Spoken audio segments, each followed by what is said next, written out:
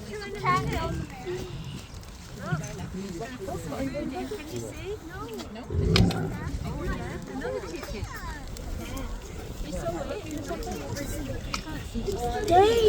So as you see, he's going over to that rock. He will refuse to eat it off the ground. He is very, very, very spoiled. Honestly, I take partial credit for that. I spoiled him.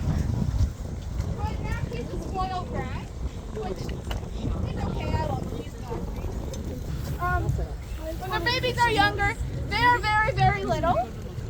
And there's tall grass, so it's kind of acts as like I'm over here while they're walking. Baby's greedy. So he is having what we call a hissy fit. So that is his ball. He plays with it like a cat would play with a cat toy. And that ball is well over 50 pounds. And you can see him move it like that. And like scare off the males. So he thinks we are all super duper impressed. It's so terrifying. I'm super duper impressed. I'm so terrified.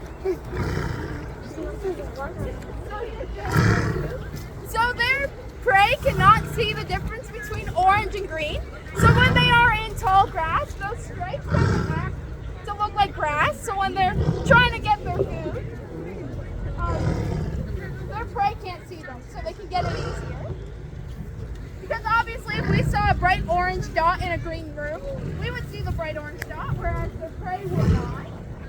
But if you shave all the way down to its skin, you are still able to see the stripes. So if you shaved a whole tiger, it would look like a naked tiger. Whereas if you shaved a whole lion, it would just look like a naked cat. And you wouldn't be able to tell what it is. Okay, well let's see our other more tiger contestants over there. So what?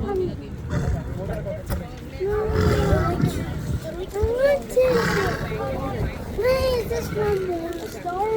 चली जाइए आगे हमको तो इसका और We have had